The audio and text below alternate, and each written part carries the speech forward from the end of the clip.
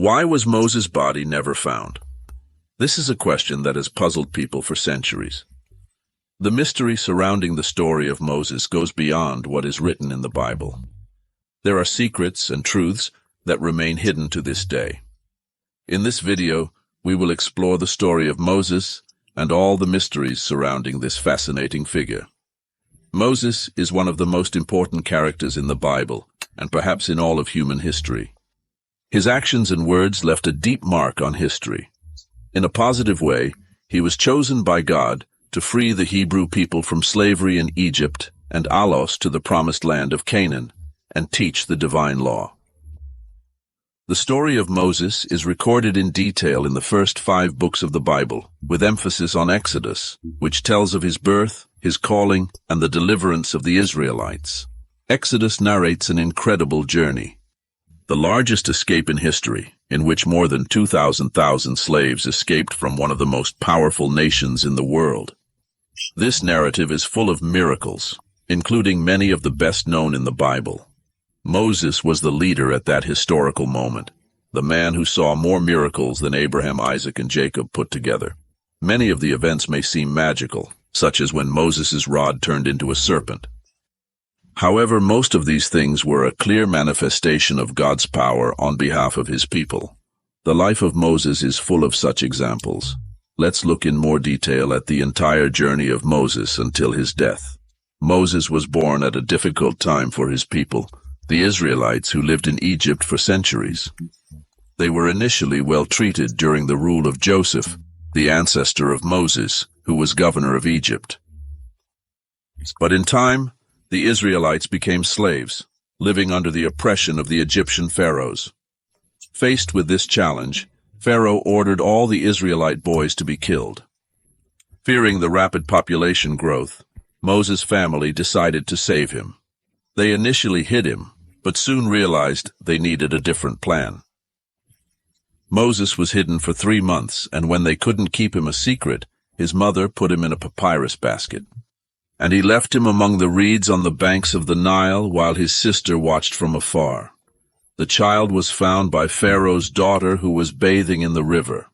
Moses' sister offered to find a nurse, and so his own mother was chosen to care for him.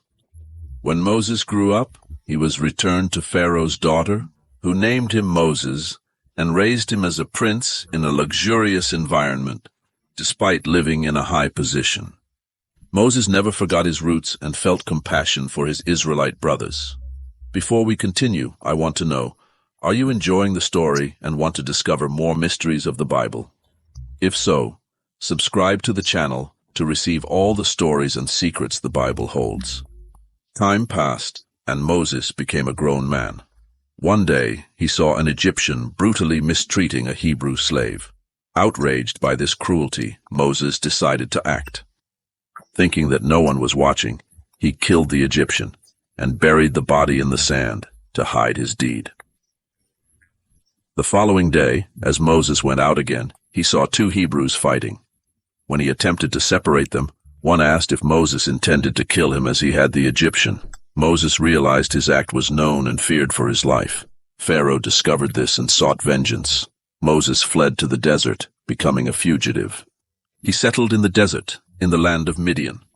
One day, when the daughters of a Midian priest went to fetch water for their flocks, some shepherds drove them away.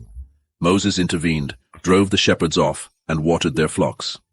Their father, grateful, invited Moses to dinner and gave him the hand of one of his daughters, Zipporah, in marriage. Thus, Moses started anew as a shepherd, formed a family, and lived contentedly for many years. One day, while tending his sheep, Moses saw a burning soot. God spoke to him through Sarsa, commanding him to leave his quiet life in the desert and return to Egypt to free the Israelites. The Lord said that he had seen the suffering of his people and heard their cries. God decided to free them from slavery and take them to a good land where there was milk and honey, the land of the Canaanites. At the age of 80, Moses faced Pharaoh, who refused to release the Israelites. Faced with Pharaoh's stubbornness, Moses brought 10 plagues on Egypt. The Nile became blood.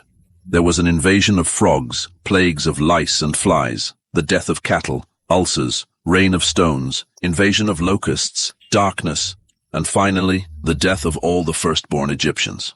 Only after these plagues did Pharaoh agree to free the Hebrews. But while Moses was leading his people to the Promised Land, Pharaoh changed his mind and ordered them to persecute them. However, Moses made a way through the Red Sea with his rod. When the Hebrews crossed, the waters closed in, swallowing Pharaoh's forces.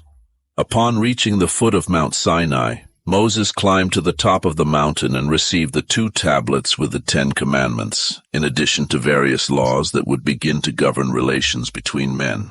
For 40 years the Israelites wandered in the desert, until the entire generation of slaves died, allowing only those born free to enter the Promised Land.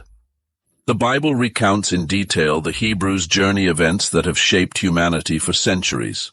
When Moses went up to Mount Jericho, God showed him all the land and said, "This is the land I promised, Abraham, Isaac, and Jacob.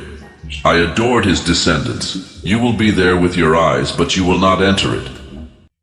Moses faced many challenges as a leader in the desert. The Israelites were an unruly and ungrateful group, always complaining even in the face of the miracles God did for them. They needed clear and effective guidance. After a military victory over the Amalekites, they camped at the foot of Mount Sinai, where God gave Moses the 10 commandments written with his own finger on 2 stone tablets. While Moses was on the mountain, the Israelites made a golden calf to worship. Upon returning and seeing the idolatry, Moses was furious and threw down the tablets with the 10 commandments.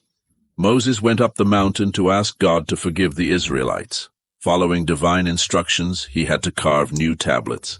He stayed on the mountain for 40 days, fasting, praying, and talking with God. When he finally came down, the people were frightened, for his face shone with divine glory. Moses was an exceptional leader, passing away while leading his people, the Promised Land of Canaan. To this day, the Jews recognize him as the lawgiver of Israel. However, despite all the blessings, Moses cannot enter the Promised Land. You may be wondering, why? Deuteronomy 32. God explains, "You were rebels, my word at the waters of Meribah in Kadesh, in the wilderness of Zin. You did not honor me before the children of Israel. You will see the earth before you, but you will not enter it, the land that I give to the children of Israel." God kept his promise and showed Moses the Promised Land, but did not allow him to enter. The incident at the waters of Meribah is recorded at number 20. Near the end of their 40-year pilgrimage, the Israelites arrived in the desert of Zin, where there was no water, and the people rebelled against Moses and Aaron. They prostrated themselves before God, who instructed Moses and Aaron to gather the congregation and speak of the rock from which water would flow.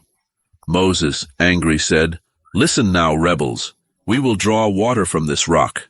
Then he struck the rock twice with his rod, and water gushed out of it, as God had promised. However, God immediately declared that because of Moses' lack of faith, he would not enter the Promised Land. The end of Moses' life is a mixture of faith, miracles, and disobedience. The life of Moses is a great example for all of us. His story teaches us about the importance of obedience to God and how even the most respected leaders can err. God is good and he is just, and as difficult as it may seem, his justice must be respected.